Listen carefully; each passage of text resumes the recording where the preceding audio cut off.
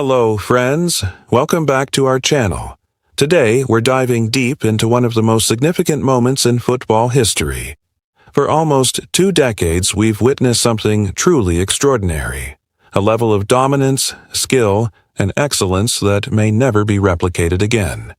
3 names have echoed through stadiums, living rooms, and sports bars across every corner of the globe. Cristiano Ronaldo, Lionel Messi, and Neymar Jr. But here's the thing that hits hard, and this is where it gets emotional. We're watching the final chapters of their legendary stories being written right before our eyes.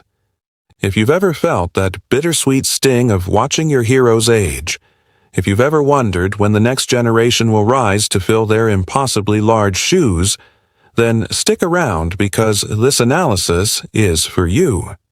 And before we begin this journey through greatness, fading glory, and the future of football, please hit that subscribe button. Because in the coming years, we'll be witnessing the most transformative period in football history.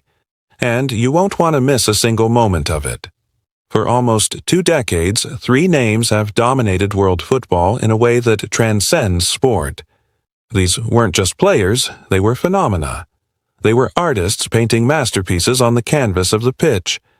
Every weekend, millions of people would tune in, not just to watch their teams play, but to witness greatness in motion. The level of consistency, the hunger, the relentless pursuit of perfection, it defined an entire generation of football. But as we stand here in 2024, looking at the landscape of world football, we must confront an uncomfortable truth. This era is coming to an end. The thing about legendary eras in sports is that they don't announce themselves when they're ending. There's no grand finale, no orchestrated exit. Instead, they fade gradually. A player gets injured and takes longer to recover. A goal-scoring streak ends. A transfer happens to a lesser-known league. And suddenly you realize that you're no longer watching the dominant force of football, you're watching history. And that's where we find ourselves today with Ronaldo, Messi, and Neymar. Let's begin with Cristiano Ronaldo, a man who redefined what it means to be a professional athlete. When you think about Ronaldo's career, you have to understand that he didn't just play football, he revolutionized it. He showed the world that with dedication, discipline, and an almost superhuman work ethic, you could perform at the highest level for more than 2 decades. From his early days at Manchester United, where he was this raw, talented winger with incredible athleticism, to his transformation into one of the most lethal finishers the game has ever seen at Real Madrid, Ronaldo's evolution was nothing short of remarkable. The numbers tell part of the story, but they don't tell it all. 8 Ballon d'Or awards, 5 European Champions League titles, over 890 career goals, multiple league titles across 3 different countries. He broke records that people thought were unbreakable. He won golden boots. He became a global icon whose influence extended far beyond the football pitch. But what really defined Ronaldo wasn't just his ability to score goals, it was his mentality. He had this almost robotic determination to be the best, to dominate every season, to prove himself again and again. His legacy is one of relentless perfectionism. In an era where football was becoming faster, more athletic, and more physical, Ronaldo adapted. He transformed his body, his game, his approach. When he realized that pace alone wouldn't carry him forever, he became smarter. He positioned himself better. He understood the game at a deeper level. He became a leader, a captain, a role model. Young players looked at Ronaldo and saw what was possible if you committed yourself fully to excellence. But here's the thing that's hard to watch. We're now seeing Cristiano in the twilight of his career. His move to Al Nassr in Saudi Arabia marked a significant shift in his journey. It wasn't a move motivated by sporting ambition in the traditional sense. It was a move that acknowledged the reality that the elite European clubs, the stages where Ronaldo had dominated for 2 decades, were no longer the primary focus. At 38 years old, Ronaldo is still performing at levels that would be exceptional for most players, but for Cristiano Ronaldo, It represents a different chapter. He's still scoring goals, still training with the intensity that defined his career, but the hunger is different now. The stage is different, and that's what makes it emotional for those of us who grew up watching him dominate the Champions League, the Premier League, La Liga. The question isn't whether Ronaldo can still play football at a high level. He obviously can. The question is whether we're watching the final act of the greatest athletes to ever play the game. And for most of us who followed his career closely, the answer feels like yes. Now let's shift our focus to Neymar, and this is where the story becomes almost tragic in its nature. Neymar represented something different from Ronaldo. While Ronaldo was about consistency, discipline, and perfection, Neymar was about flair, creativity, and unpredictability. He was the beautiful chaos in an otherwise structured game. From his early days at Santos, where he announced himself as a generational talent, to his explosive performances at Barcelona, Neymar showed that he could compete with the greatest players in the world. When Neymar transferred to Paris Saint-Germain for a world record fee, many believed he was on a trajectory to become the face of football in the post-Ronaldo and post-Messi era. He was young, he was brilliant, he had the skill set to not just match but potentially surpass his predecessors. But this is where fate intervened in a way that no one could have predicted. Injuries became Neymar's constant companion. The ACL injury, the various muscle injuries, the nagging problems that seemed to follow him from competition to competition, these weren't just minor setbacks for a player of Neymar's caliber. They were roadblocks that prevented him from reaching the heights that everyone believed were within his grasp. The emotional weight of Neymar's journey is particularly heavy because we saw the potential. We watched him perform magical moments on the pitch, the assists, the goals, the moves that only he seemed capable of executing. He had memorable moments that will be forever etched in football history. His performances in the Champions League, his crucial goals in international matches, his ability to change games single-handedly, these showcased a player who could have been the next great dominant force in world football. But injuries don't care about potential. They don't care about talent or skill or how many millions of people want to see you succeed. His impact on Brazilian football was undeniable. Neymar carried the hopes of an entire nation on his shoulders. In a country with a deep, rich football tradition, a country that has produced Pelé, Ronaldinho, Ronaldo Nazario, Neymar represented the continuation of that legacy. But the World Cup victories never came. The Olympic gold came, yes, but the World Cup, the ultimate prize in football, remains elusive. And as time passes, the window for Neymar to achieve that dream seems to be closing.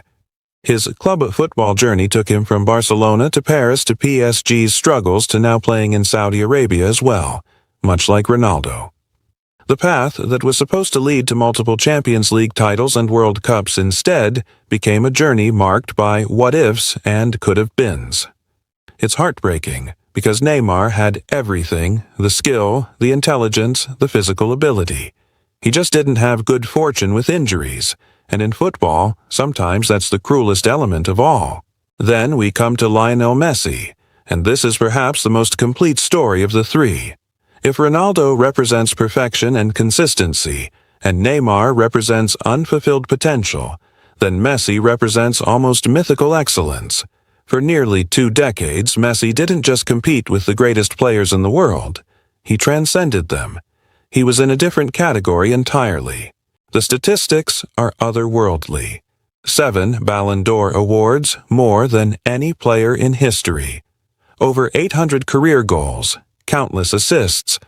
Records broken, records created. But numbers, while impressive, still don't capture what made Messi special. What made Messi different was his artistry.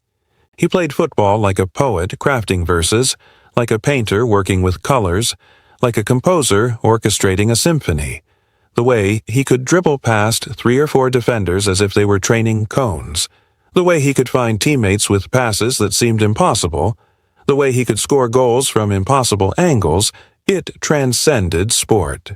Messi's legacy extends beyond trophies and awards, though he certainly won plenty of both. His legacy is about how he changed our understanding of what football could be. He proved that you didn't need to be the tallest, the strongest, or the most athletic to be the best. You needed to have an exceptional football brain, the ability to see the game in 3 dimensions, and a work ethic that bordered on obsessive. Young players who were told they were too small to make it in football could point to Messi and say, "Actually, no, with the right combination of talent and determination, anything is possible." And then came the World Cup.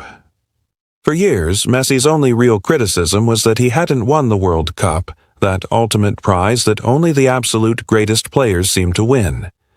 It felt like a hole in his resume, even though by any objective measure, he'd already cemented himself as one of the greatest to ever play the game.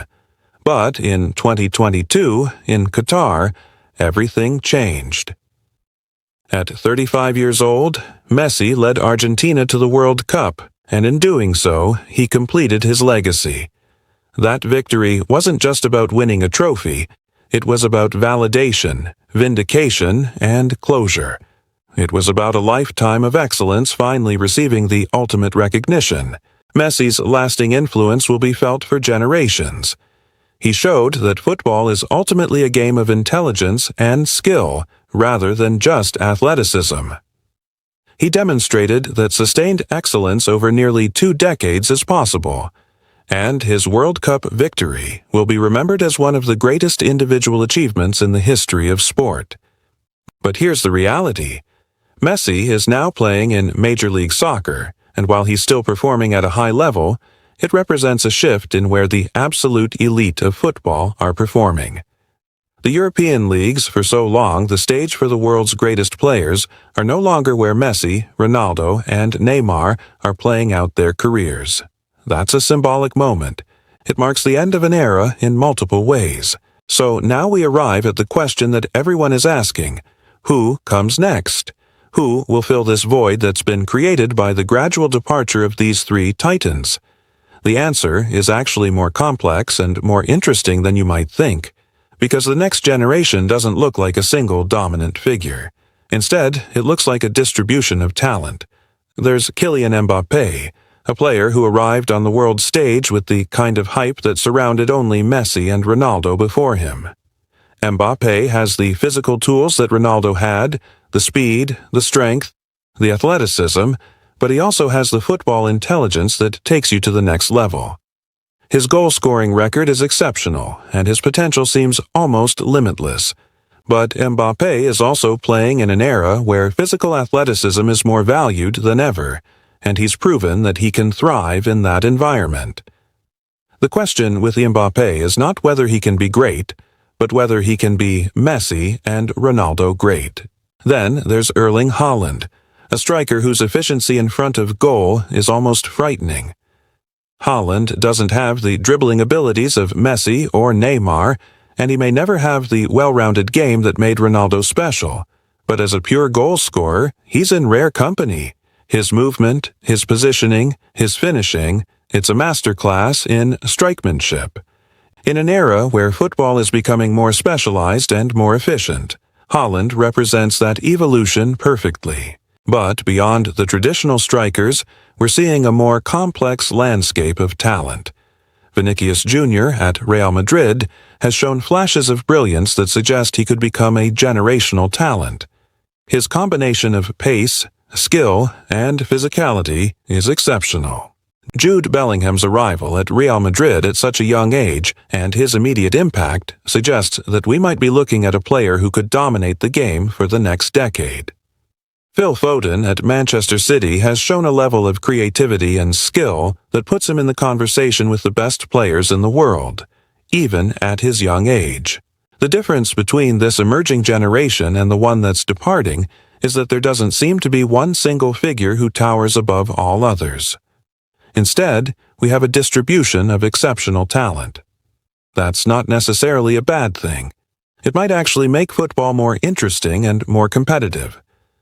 But for those of us who grew up in an era where you knew exactly who the best player in the world was, it was either Messi or Ronaldo. This feels like a fundamental shift in how football will be structured going forward. What's also interesting is how globalization is affecting where talent emerges.